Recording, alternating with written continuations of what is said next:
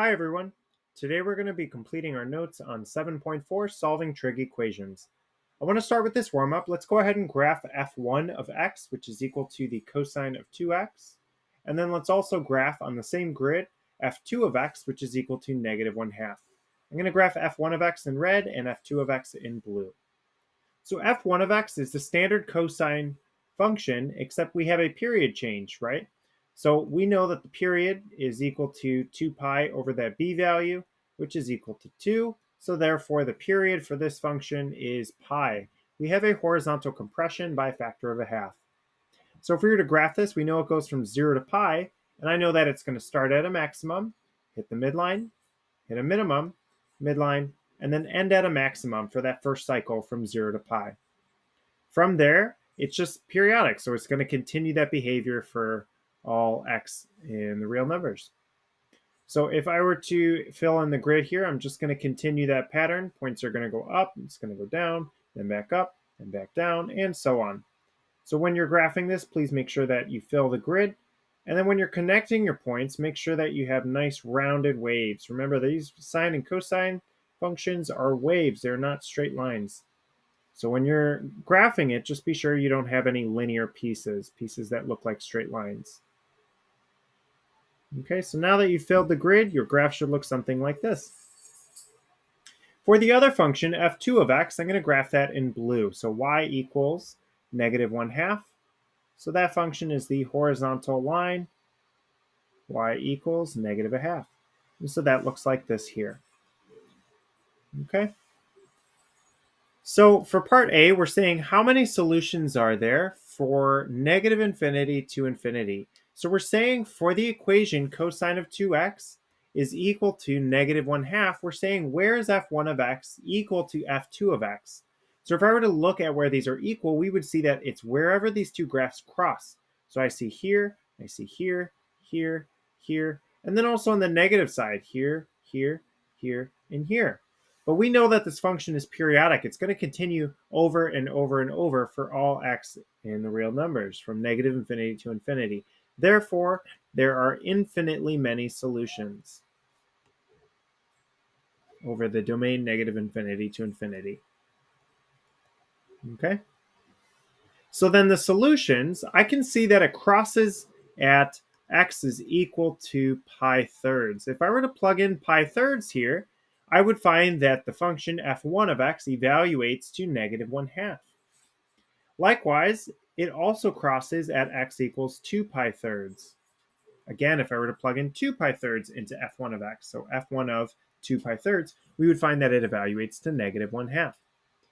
But because we want to find solutions over all real numbers, we have to recognize how the pattern continues. So I'm looking at this graph here, and I see that we have our first intersection here at pi thirds, and then we have another intersection on the function's way back up to the midline.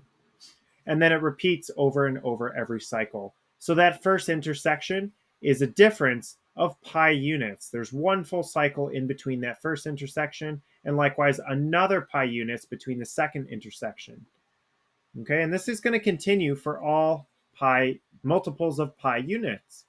So here we have, if we were to add pi, we would get the next solution, which would be 4 pi thirds. And if we were to add pi here, we get the next solution, which would be 5 pi thirds. And we would expect this to continue at 7 pi thirds and 8 pi thirds, at 10 pi thirds and 11 pi thirds, and so on. In fact, it's every multiple of pi. So what we can do is we can multiply pi by k, where k is an integer.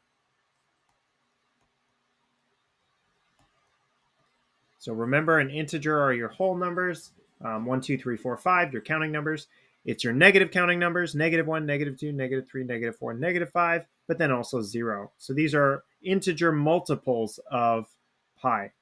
Okay, so we're adding and subtracting pi a bunch of times.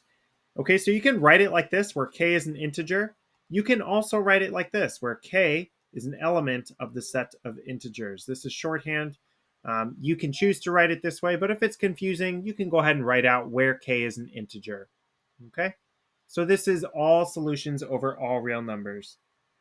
All right, so let's go ahead and find letter C, find all solutions in just the first the first interval, so we have 0 to 2 pi.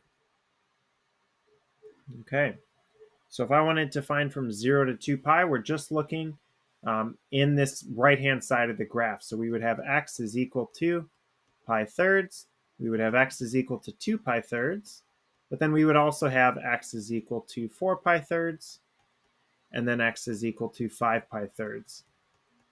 Okay, where that 4 pi thirds and 5 pi thirds is a single pi multiple greater than pi thirds and 2 pi thirds. So let's take a look at example 1 here. Here I have the cosine of x is equal to 0.65. In order to solve for x, I'm going to take the inverse cosine of both sides, and I get the inverse cosine of 0.65 is equal to x. Let's go over to our calculator to see what this evaluates to. I'm going to open up a new document, and I'm going to take the inverse cosine of 0.65. I'm going to hit Control Enter to get a decimal approximation. I get 0.863. X is equal to 0.863. Okay. Now I know that the cosine is equal to this positive value in quadrants 1 and 4. The calculator is only going to give us a single value in quadrant 1. We also have to consider the negative angle, remember x is an angle, in quadrant 4. So the negative angle here is going to be negative 0.863. Now, because we're solving over all real numbers, we also have to consider any additional rotations around the plane, around the circle. So we're going to add one full rotation to pi k. So this is multiples of 2 pi. And again, that's where k is an integer. Okay, and again, if you feel like you're more comfortable writing out where k is an integer, go ahead and write it out. All right, so for number 2, here we have the tangent squared of x is equal, minus 3 is equal to 0. First thing we're going to do is add 3 to both sides. We get the tangent squared of x is equal to 3.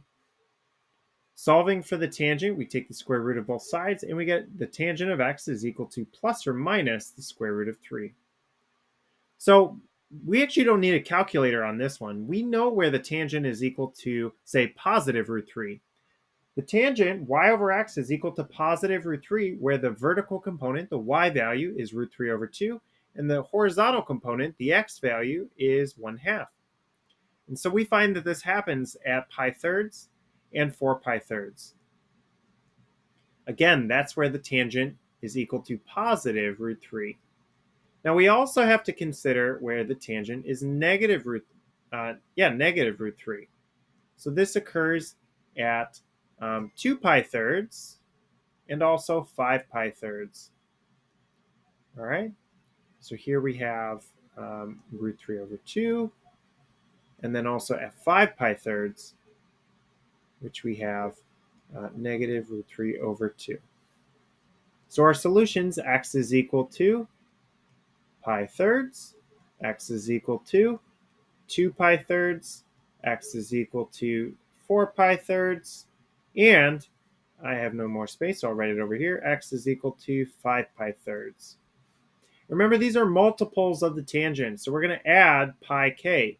Remember, the period for the tangent is pi units. So therefore, one full rotation, one full cycle is going to be pi units. So we're going to add multiples of pi k. And as always, where k is an integer. And I like to write it every single time where k is an integer. And again, I'm using that symbol. K is an element of the set of integers. Okay. All right. Let's go ahead and circle our answer and move on to number 3.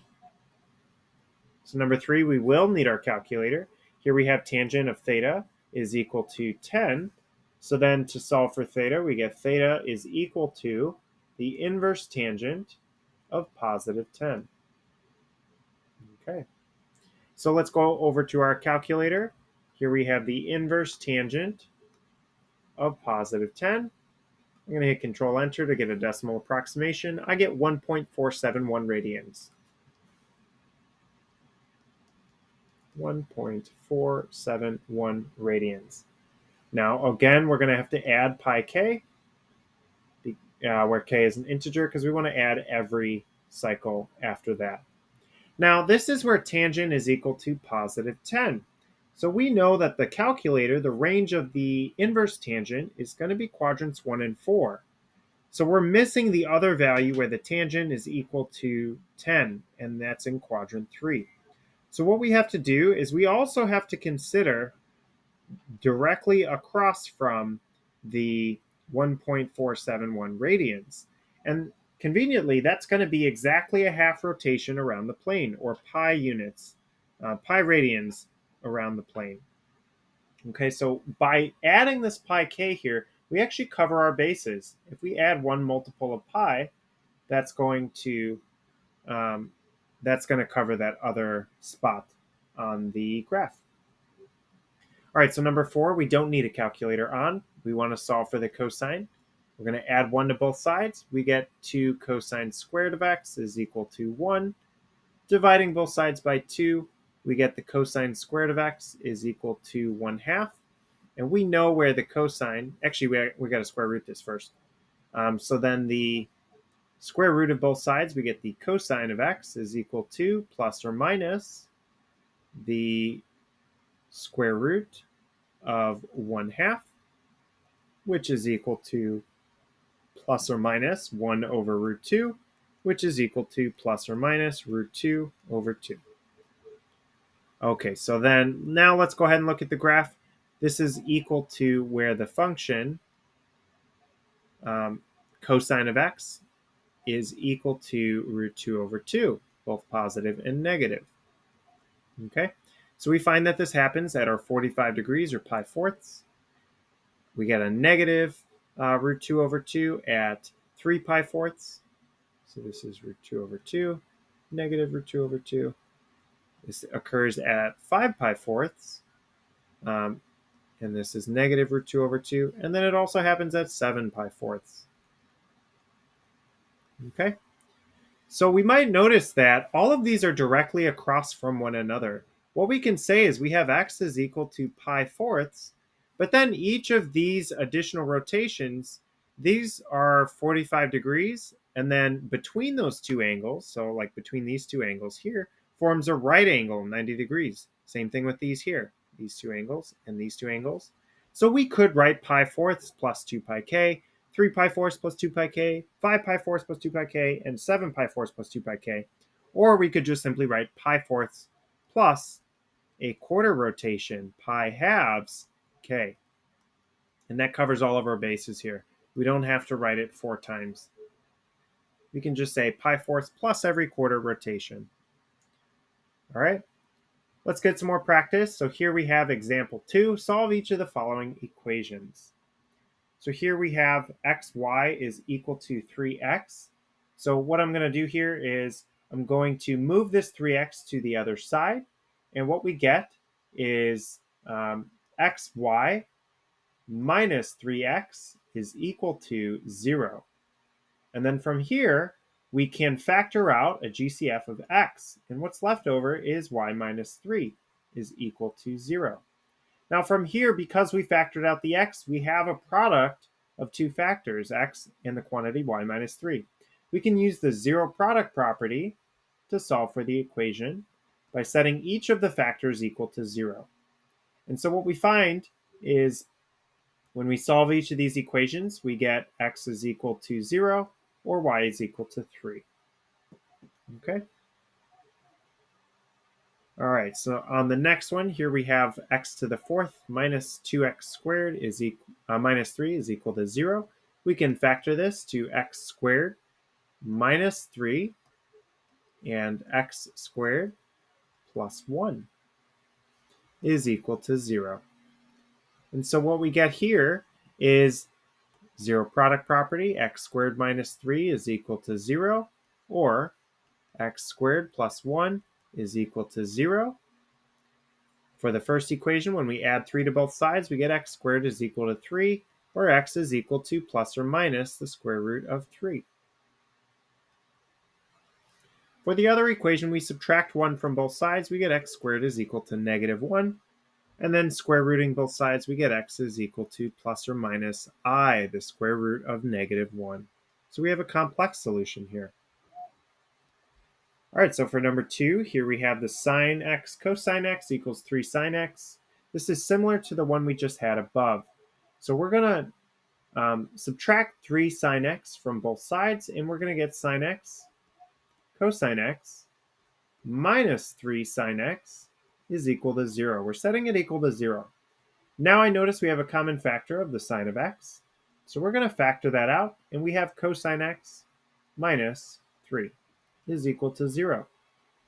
From here, we can use the zero product property. Sine x equals 0, cosine x minus 3 equals 0. And then for the left-hand equation, for what values x does the sine of x equals 0? Well, this is where y is equal to 0, so that means x must be 0 or x must be pi. So we're going to say 0 plus pi k, where k is an integer. Okay, you could just say pi k, where k is an integer. For the other one, we're going to add 3 to both sides, and we get cosine x is equal to 3. And then let's go ahead and use our calculator for that one. So we have the inverse cosine. Oops. We have the inverse cosine of 3. And let's see what happens here. We get a non-real result. So when we look at this here, we're trying to take the inverse cosine of 3. Now remember, the domain of the inverse cosine is -1 to 1. Therefore, 3 is outside the domain. Okay? So we can't say where the cosine is equal to 3. The range of the cosine is -1 to 1. Therefore, this equation yields no solution. So our only solution to this equation is 0 plus pi k, where k is an integer. Okay, part B, here we have the similar as above, but instead of x, we have the tangent of x. So this factors to the tangent squared of x minus 3 times the quantity, the tangent squared of x plus 1 equals 0. We get the tangent squared of x minus 3 equals 0, or the tangent squared of x plus 1 is equal to 0. Solving the left-hand side equation, we get tangent of x is equal to 3, tangent squared of x, I should say. So then the tangent squared of x is equal to plus or minus root 3. The tangent of x is equal to plus or minus the square root of 3. So then x must be equal to our pi thirds, our 2 pi thirds, our 4 pi thirds, and then our 5 pi thirds. So I'm going to say x is equal to pi thirds and 2 pi thirds, and then plus pi k, because those are those half rotations around the plane. So where k is an integer. Okay. And this one over here, we're going to subtract 1 from both sides. We get tangent squared of x is equal to -1. And so when we take the square root of this, we're getting a non-real answer. So we're getting the tangent of x is equal to plus or minus I. Because the range of the tangent is real numbers, we can't get those complex solutions from the tangent. This yields no solution. So this equation here ends right there. All right, we got a few more. We have the cosecant squared minus the cosecant minus 2 equals 0. This can be factored to the cosecant of x minus 2 times the quantity cosecant of x plus 1 is equal to 0. We get cosecant of x minus 2 equals 0, or cosecant of x plus 1 equals 0. So the left-hand equation, we get cosecant of x equals 2. This is where the sine is equal to 1/2. So values there, we have x is equal to pi 6 and 5 pi 6. Okay, and that's plus 2 pi k, where k is an integer. Okay. And then for the other equation, If I subtract 1 from both sides, this is equal to the cosecant of x is equal to negative 1. This is the same as if the sine is equal to negative 1. So our solution, x is equal to 3 pi halves plus 2 pi k. Okay? All right. Number 4. Here I'm going to add 3 to both sides, and we get 2 cosine squared of x minus 5 cosine x plus 3 is equal to 0. To factor this, I see that we can't pull out a GCF here, so this is going to be factoring like a trinomial. So I know that we're going to have 2 cosine x and a cosine x for our first term. I also know that we're going to have a 3 and a 1 for the second terms. And I know that we're trying to add to negative 5. So that tells me that this is going to be a negative 3 and a negative 1 right here. The reason why is when we multiply those outer and inner terms, we get negative 3 cosine and negative 2 cosine. That gives us our negative 5 cosine. So then using the zero product property, 2 cosine x minus 3 is equal to 0, or cosine x minus 1 equals 0. Solving both these equations, we have the 2 cosine x is equal to 3, where the cosine x is equal to 3 halves. Remember the range of the cosine. It's between negative 1 and 1. We can't possibly get 3 halves here. So that solution does not exist. Over here, we add 1 to both sides. We get the cosine of x is equal to 1. So therefore, x is equal to 0 plus 2 pi k, where k is an integer. Okay, you could also, again, just write 2 pi k, where k is an integer. All right, 2 more. Here we have the tangent sine theta equals negative sine theta. So first thing I'm going to do is add that sine theta to both sides. So we get tangent theta, sine theta plus sine theta is equal to 0. And then factoring out the sine, we get sine theta times the quantity tangent theta plus 1 is equal to 0. Zero product property, sine theta equals 0, or tangent theta plus 1 equals 0. The first equation, where is sine equal to 0? Theta equals 0, and pi. So I'm going to say 0 plus pi k. Or maybe I'll just write pi k, where k is an integer. Okay. For the tangent one, we subtract 1 from both sides, so we get the tangent is equal to negative 1. So therefore, we get solutions. Tangent is negative in 2 and 4, so we get 3 pi fourths and 7 pi fourths. Plus pi k. Okay. Where k is an integer. So as a reminder, tangent is equal to negative 1 at that reference angle of pi fourths, or 45 degrees, and it's negative in quadrants 2 and 4. Tangent's the ratio of y and x, so where the ratio is negative 1, it's the same number, but where one's positive, one's negative. All right, last one. I'm going to subtract tangent x from both sides. We get 3 tangent cubed x minus tangent x equals 0. And then factoring out a GCF of tangent x, we get 3 tangent x squared minus 1 equals 0. Tangent x equals 0, or 3 tangent x squared, tangent squared x, minus 1 equals 0. So where is the tangent equal to 0? Remember, tangent's the ratio of y and x, so if tangent equals 0, then y must be equal to 0.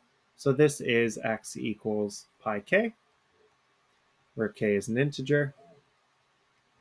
That's our first equation. The second one, we're going to add 1 to both sides, so 3 tangent squared x equals 1. Tangent squared x is equal to 1/3. So therefore, tangent is equal to the plus or minus square root of 1/3, which is equal to root 3 over 3. So to show that work, we have 1 over the square root of 3, which rationalizes. So plus or minus root 3 over 3. And as a reminder, those are the x values, where the y, those are the angles, I should say, where the y value is 1/2 and the x value is root 3 over 2. So we have pi 6. Because we're looking at plus or minus, we also have to have 5 pi 6. We have 7 pi 6. And we also have 11 pi 6. Okay, and that's all plus pi k, where k is an integer. And I'll go ahead and write it out each time for good measure.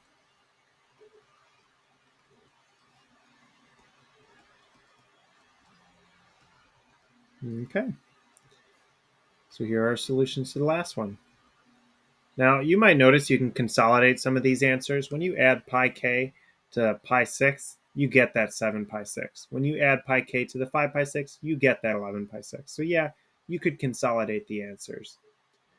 All right, so this has been our notes on solving trig equations. We're going to get a lot of practice on this, so we'll see you tomorrow. Have a great day, everybody. Goodbye.